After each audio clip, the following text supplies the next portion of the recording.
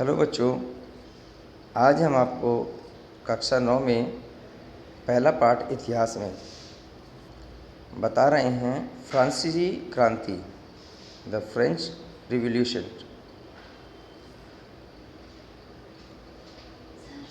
France की क्रांति मानव अधिकारों एवं शासन की एक नई व्यवस्था के उदय के संदर्भ में अत्यंत महत्वपूर्ण घटना थी।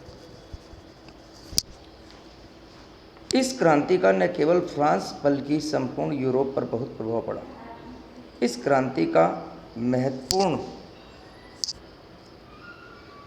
भाग फ्रांस के नागरिकों के साधारण वर्ग की स्थिति एवं का खराब होना था। राजाओं की निरंकुशता, अयोग्यता आदि क्रांति के अन्य महत्वपूर्ण कारण थे। क्रांति 14 जुलाई सन 1789 को बास्तिलीन के किले को तोड़ने की घटना से शुरू होती है। 18 जून 1815 को वाटरलू के युद्ध में नेपोलियन की हार समाप्त हो गई। बास्तिलीन का किला निरंकुश शक्तियों का प्रतीक बन गया।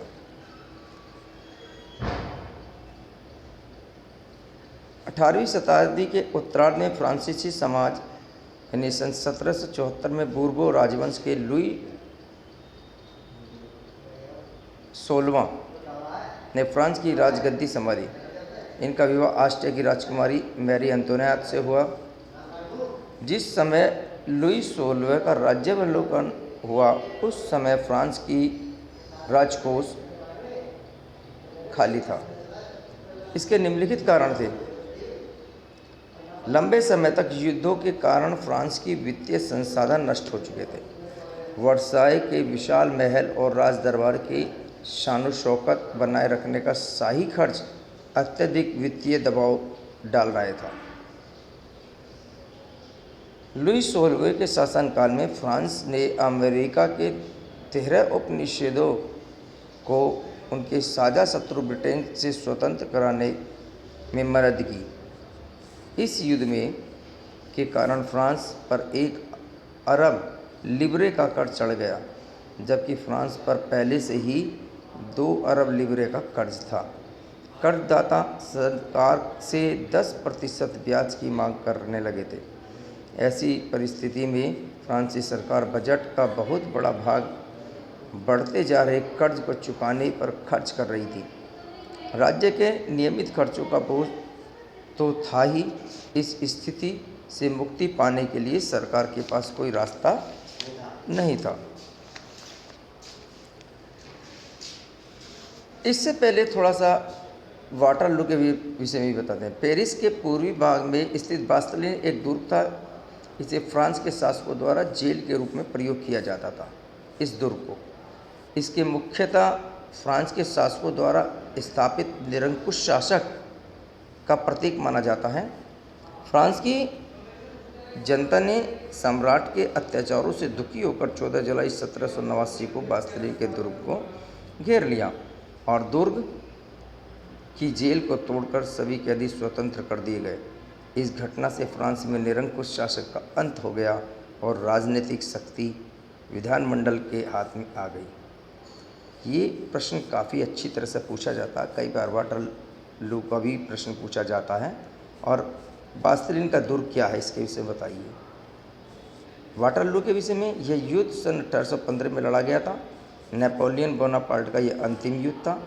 इस युद्ध में एक और फ्रांस था तो दूसरी ओर ब्रिटेन, रूस, प्रशा, ऑस्ट्रिया, हंगरी संयुक्त सेनाएं थी इनकी। इस युद्ध में नेपोलियन पराजित हुआ और उसे एक कैदी के रूप में सेंट हेलेना नामक टापू पर भेज दिया गया, जहाँ सन 1821 में उसकी मृत्यु हो गई। ये प्रश्न भी आ जाता है, वाटरलू क्या है, इसके विषय में बताइए। तो इस तरीके से ये 3 प्रश्न इस चैप्टर में ये वाले महत्वपूर्ण हैं। अब इससे आगे अभी आपको और बताते हैं। क्रांति की शुरुआत किन कारणों से हुई? क्रांति की शुरुआत राजा के सीमित अधिकार। प्राचीन राजतंत्र के अंतर्गत सम्राट अपनी मर्जी से कर नहीं लगा सकता था। इसके लिए स्टेट जनरल अर्थात प्रतिनिधि सभा की स्वीकृति लेनी पड़ती थी। इस हेतु इसकी बैठक बुलाई जाती थी और सम्राट यह निर्णय करता था कि स्टेट जनरल की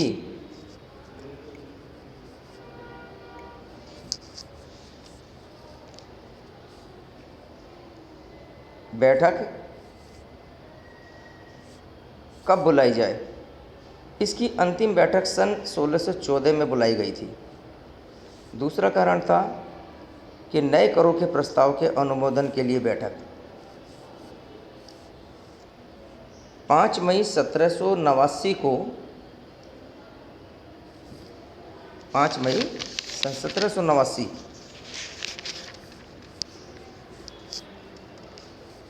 को सम्राट लुई 16वें ने नए करों के प्रस्ताव के अनुमोदन हेतु स्टेट जनरल की बैठक बुलाई। बैठक का आयोजन वर्साई के एक आलीशान भवन में किया गया। इस बैठक में पहले व दूसरे स्टेट से अपने 300 प्रतिनिधि भेजे थे। ये प्रतिनिधि आमने सामने कई कतारों में बैठ गए, यानी कई कतार बना करके बैठ गए थे।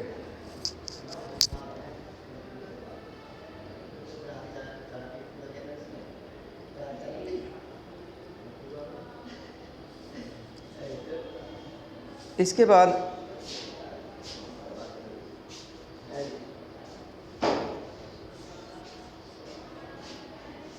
तीसरे स्टेट के भाग लेने आए 600 प्रतिनिधि पहले व दूसरे स्टेट के सदस्यों के पीछे खड़े हो गए। तीसरे स्टेट का प्रतिनिधित्व समृद्ध व शिक्षित वर्ग के लोग कर रहे थे। किसानों, स्त्रियों, कारीगरों को सभा में प्रवेश करने की मनाही थी। यह अवश्य था कि लगभग 40,000 पत्रों के माध्यम से इनकी मांगों एवं शिकायतों की सूची बनाई गई थी। इस सूची को प्रतिनिधि अपने साथ लेकर आए थे। स्टेट जनरल के नियम। स्टेट जनरल प्रतिनिधि सभा के नियमों के अनुसार प्रत्येक वर्ग को एक ही मत देने का अधिकार था। लुई 16वां इस नियम के अनुरूप कार्य करने वाला था और इस बार तीसरे वर्ग के प्रतिनिधि ये मांग कर रहे थे कि पूरी सभा का मतदान कराया जाए, जिसमें प्रत्येक सदस्य को एक मत देने का अधिकार हो, और यह एक नई मांग थी जिसे सम्राट ने अस्वीकार कर दिया।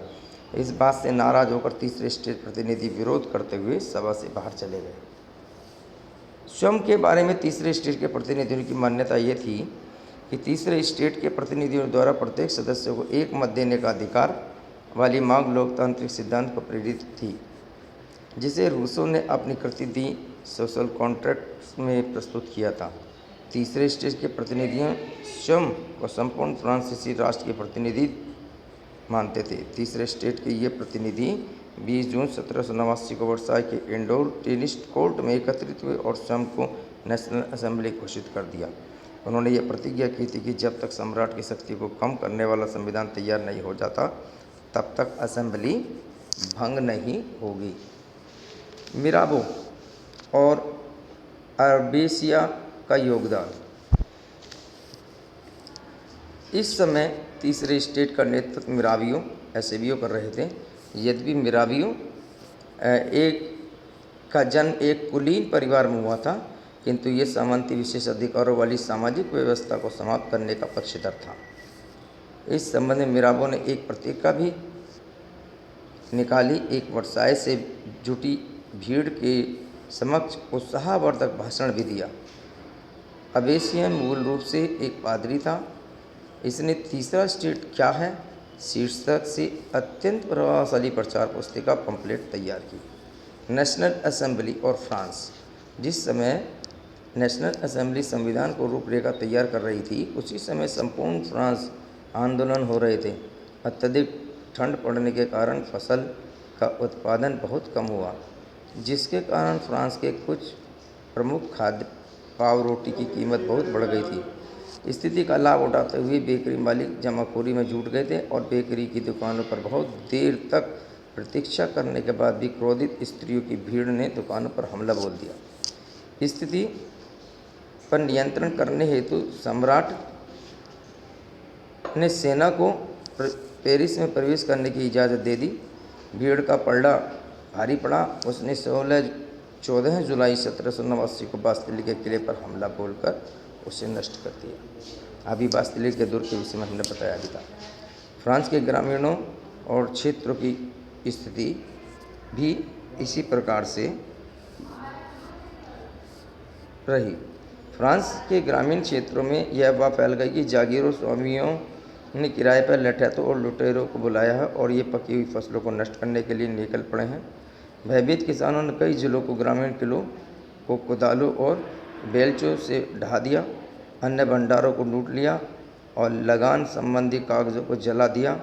ऐसी दशा में कुलीन बड़ी संख्या में अपनी जागीरें छोड़कर भाग गए।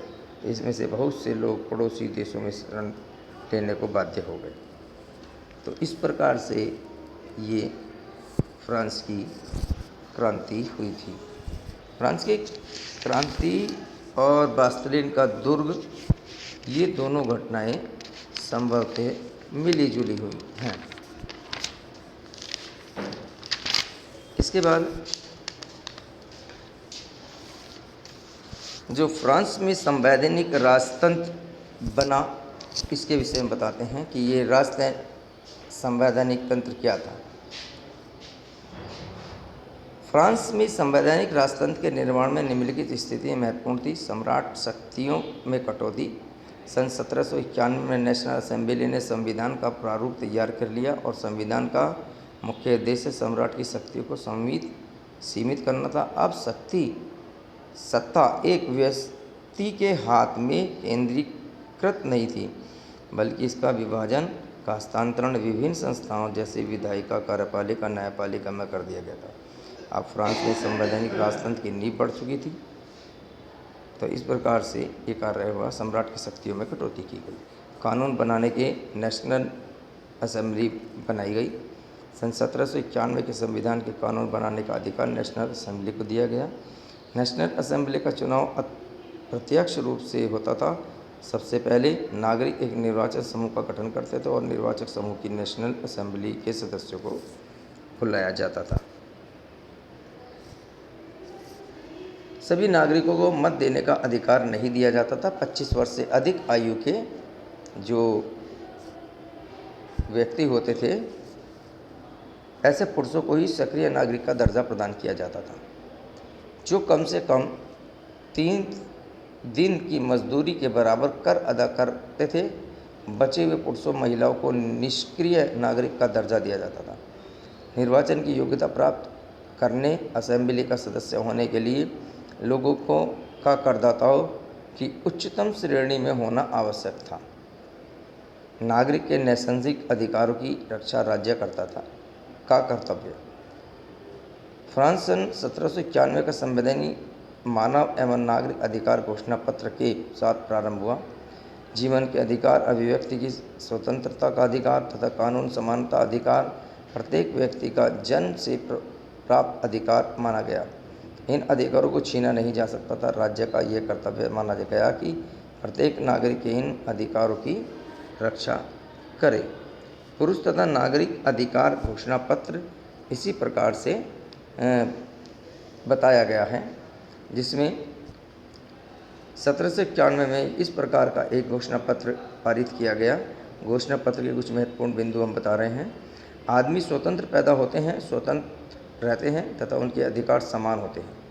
दूसरा, प्रत्येक राजनीतिक संगठन का लक्ष्य आदमी के नैसर्गिक अरणीय अधिकारों को संरक्षित रखना है। ये अधिकार हैं स्वतंत्रता, संपत्ति सुरक्षा, शोषण के प्रति विरोध का अधिकार। समग्र संप्रभुता का स्रोत राज्य से निहित है, अतः कोई भी समूह या व्यक्ति ऐसी अनाधिकार प्रयोग नहीं करेगा जिसे जनता की सत्ता की स्वीकृति नहीं मिली हो। चौथा है, स्वतंत्रता का आशय ऐसे काम करने की शक्ति है जो दूसरे लोगों के लिए नुकसानदेह न हो। समाज के लिए पांचवा है ये, किसी भी हानिकारक कृत्य पर पाबंदी लगाने का अधिकार कानून के पास है। छठा, कानून सामान्य इच्छा की अभिव्यक्ति है। ये सभी नागरिकों को व्यक्तिगत रूप से अपने प्रतिनिधियों के माध्यम से उनके निर्माण में लगे होने का अधिकार है। कानून की नज़र से सभी नागरिक समान हैं। आगे है, कानून सम्मत प्रक्रिया से बाहर किसी भी व्यक्ति को न तो कोई दोषी ठहराया जा सकता है, न ही गिरफ्तार किया जा सकता है, न ही नज़रबंद किया जा सकता है। प्रत्येक नागरिक बोलने, लिखने और छापने के लिए स्वतंत्र है, लेकिन कानून द्वारा निर्धारित प्रक्रिया के तहत ऐसी स्वतंत्रता, दुरुपयोग और जिम्मेदारी भी उसी की होगी। आगे है, सार्वजनिक सेना और प्रशासन के खर्चे चलाने के लिए एक सामान्य कर लगाना अपरिहार्य है।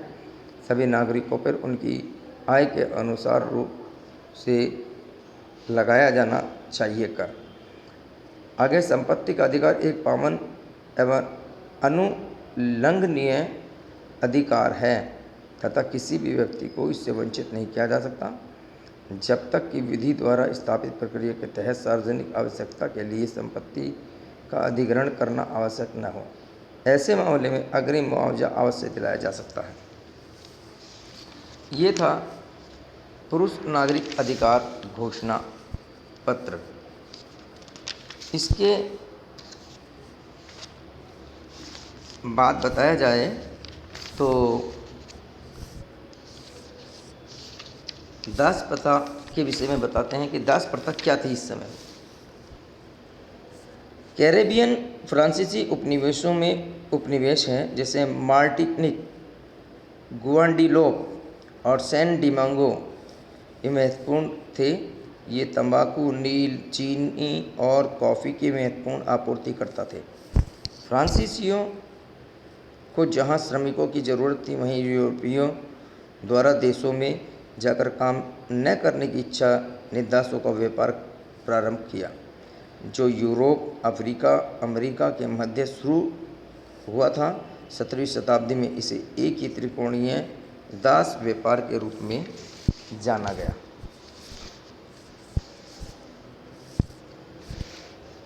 बास्तलीन के अंत पर अखबार ने भी कुछ लिखा है, वो इस प्रकार है जो बता रहे हैं हम।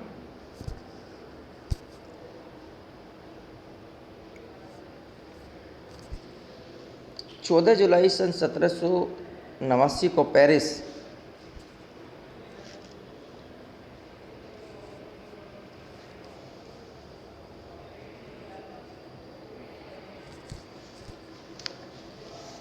शहर में खतरे की घंटी जब बजी उठी तो चारों ओर यही चर्चा हो रही थी कि शीघ्र ही राजा सेना को जनता पर गोली चलाने का आदेश देने जा रहे हैं। लगभग 7,000 की संख्या में पुरुष महिलाएं टाउन हॉल के सामने एकत्रित हो गए हैं तथा जल्द जनसेना का गठन करने का निश्चय किया जा रहा है। फिर इस जनसेना की एक टुकड़ी बास्तिल किले की जेल की ओर गोला बारूद पाने की उम्मीद में बढ़ गई।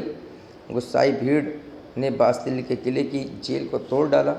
इसके बाद सैन्य बल के साथ जन समूह को झड़प हुई जिसमें बास्तिलीन कमांडर मारा गया और इस जनसेना में वहाँ बंद कैदियों को मुक्त कर दिया। यद्यपि इन कैदियों की संख्या केवल 7 थी। इस तरह दमन सूचक बास्तिल के किले की को ढाकर अंत कर दिया गया। काल्पनिक साक्षात्कार। मिराबियों के साथ साक्षात्कार। पत्रकार: श्रीमान, आप कुलीन वर्ग के संबंध रखते हैं, लेकिन आप यहाँ उन लोगों के साथ हैं जो कुलीनता का विरोध कर रहे हैं। मिराबियों: यही है कि कुलीन वर्ग में पैदा हुआ हूँ, पर इसका मतलब यह नहीं कि अगर मैं गलती करूँ तो उसका विरोध नहीं किया जाए।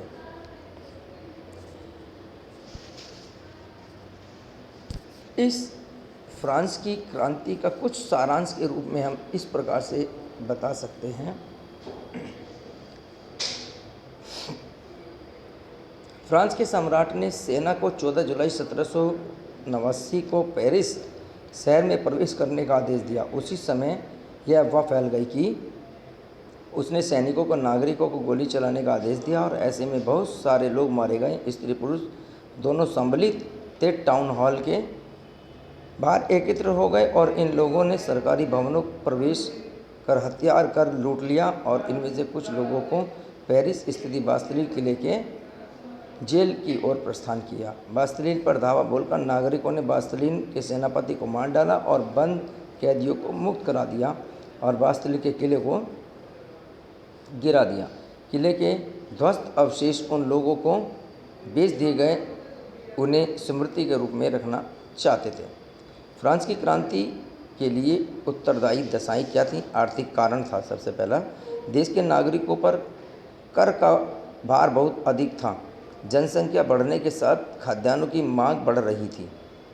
राजनीतिक कारण, फ्रांस के शासक लुई 16वां और उनकी रानी मैरी एंटोनियट के द्वारा अपने रहन सहन और आमद प्रमोद पर धन का व्यय अपव्यय किया जाता था। शासन के उच्च पद लोगों को धन देकर बेच दिए जाते थे।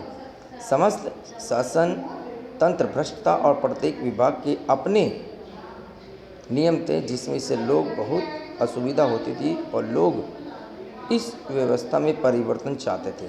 खाद्य पदार्थों की कमी से लोग बगावत पर उतर आए थे। दार्शनिकों का योगदान, फ्रांस के लोग दार्शनिकों के द्वारा प्रस्तुत किए गए समानता स्वतंत्रता विचारों से प्रभावित थे। लॉक, रूसो और मॉन्टेस्क्यू जैसे विचारकों ने राजा के दैवी अधिकार को सिद्धांत की तीखी आलोचना की जिससे लोग बहुत प्रभावित हुए। सामाजिक परिस्थितियाँ, फ्रांस में सामंती व्यवस्था प्रचलित थी, 3 वर्गों में बटी हुई थी। पहले 2 वर्ग में सम्मिलित पादरी और कुलीन वर्ग समाज में विशेष अधिकार प्राप्त करते थे। ये वर्ग कर से मुक्त थे। केवल तीसरे वर्ग के लोग ही, जिसमें जनमान्य सामान्य लोग आते थे, कर का भुगतान करते थे।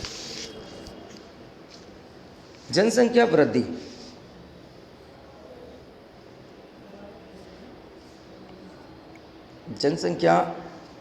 वृद्धि, फ्रांस की जनसंख्या 1715 में 2 करोड़ और 30 लाख 2 करोड़ 30 लाख थी। यह सन 1789 में बढ़कर 2 करोड़ 80 लाख हो गई थी। 2 करोड़ 80 लाख हो गई थी। लेकिन देश का खाद्यान्न उत्पादन देश की बढ़ती जनसंख्या के अनुपात में नहीं बढ़ रहा था। देश की खाद्यान्न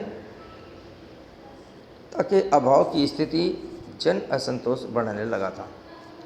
तत्कालीन कारण, देश में अनेक विसंगतियों तथा असंतोष के बावजूद फ्रांस के राजा लुई 16वें ने जन सामान्य पर कर भार बढ़ाने का प्रस्ताव किया। इन नए करों के प्रस्ताव को पारित करने के उद्देश्य से लुई 16वें ने 5 मई 1789 को स्टेट जनरल की बैठक बुलाई और इस बैठक में तृतीय स्टेट के प्रतिनिधियों की मांग की सहमति नहीं बनी। फलस्वरूप क्रांति का आगाज हो गया। फ्रांस की क्रांति के परिणाम क्या हुए? जब क्रांति हो गई थी तो परिणाम क्या हुए? परिणाम ये हुए कि फ्रांस की क्रांति का सबसे अधिक लाभ तृतीय स्टेट के धनी लोगों को, जो कि मध्यम वर्ग के थे। समाज के निर्धन वर्ग तथा महिलाओं को क्रांति के परिणाम में निराशा हुई। सामान्यता के वादे का पूरा न होना और इस निराशा का प्रमुख कारण था। फ्रांस में राजतंत्र का पतन हो गया और गणतंत्र का गठन हो गया। राष्ट्रीय सभा ने सन 1791 में संविधान का प्रारूप तैयार कर लिया। संविधान ने राजा की शक्तियों की सीमा का निर्धारित करते हुए विभिन्न संस्थाओं और विधायिका, कार्यपालिका, न्यायपालिका को शक्तियाँ प्रदान करते हुए फ्रांस की संवैधानिक राजतंत्र घोषित कर दिया और संविधान का प्रारंभ पुरुष तथा नागरिक अधिकारों की घोषणा के साथ हुआ।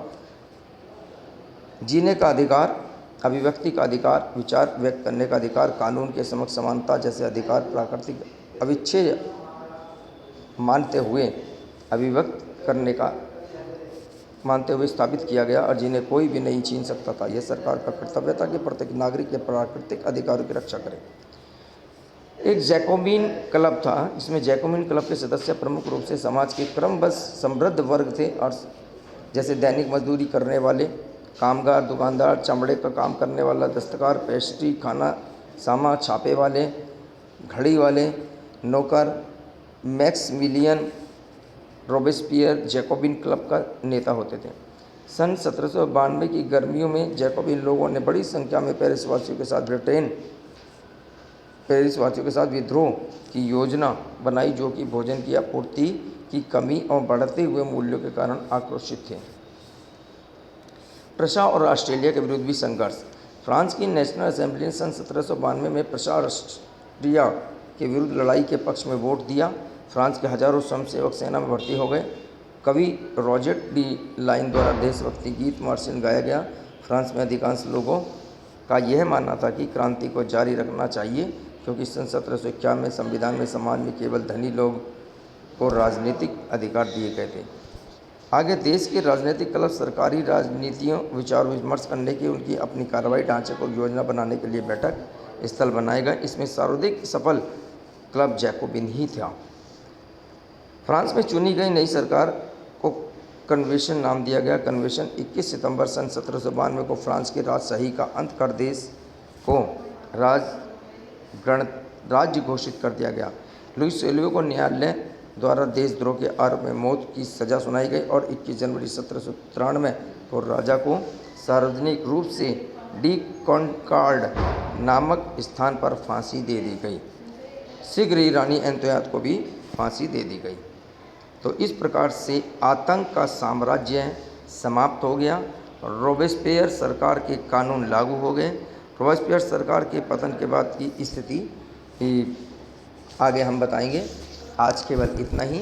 कल जो नेक्स्ट क्लास लेंगे, इसमें आपको इस पाठ से संबंधित कुछ प्रश्न भी कराएंगे, जो लघु उत्तरीय प्रश्न होंगे और दीर्घ उत्तरीय प्रश्न होंगे। लेकिन इस पाठ को ध्यान से सुने और किताब से पढ़ें भी, और इसमें कुछ शॉर्ट क्वेश्चन अपनी इच्छा अनुसार ढूंढने का प्रयास करें। आज बस इतना ही। नेक्स्ट क्लास में आपको इसके प्रश्नोत्तर कराएंगे। तो आज था फ्रांस की क्रांति। धन्यवाद।